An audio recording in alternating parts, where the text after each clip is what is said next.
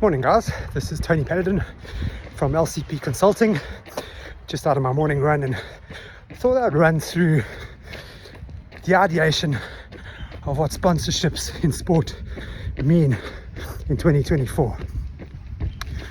So historically, and I'm talking as recently as 15 to 20 years ago, the concept of sponsoring a sport was largely in the context of a handout. So effectively, the expectation from the sports asset or entity, team or athlete being sponsored was that they needed money or they needed product. And the understanding on the other end by the company or corporate sponsor was that they were going to get basically a visibility opportunity through branding or advertising to offset their basic initial investment cost of the sponsorship amount itself, but there would be no real return on investment. So it was almost kind of seen as a handout.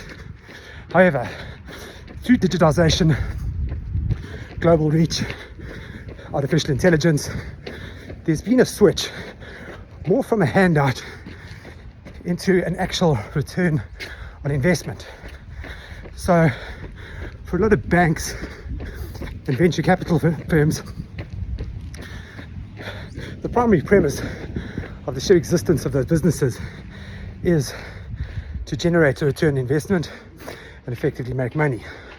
So if that's positioned effectively, and if you look statistically on a number of sources, which I can provide in the link below,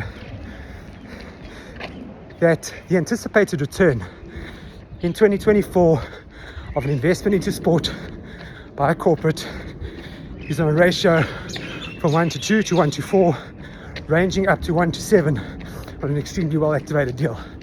So in layman's terms, effectively what that means is that in theory, and backed up by statistics, that the average sponsorship should return $2 to $4 for every dollar spent, ranging up to $7 per dollar spent on a well activated deal.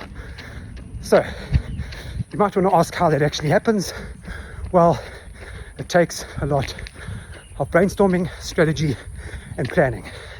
It is absolutely paramount and fundamental that from the get-go, the right match is made between the corporate sponsor and their sports asset. So much so that we're not going to be calling it a sponsorship. We're going to be calling it a strategic partnership. So initially, and from the outset, the right match needs to be made. Expectations need to be managed, and that relationship needs to be effectively curated over time. If you'd like to find out more on how to start the process, drop me a message in the link below. Cheers.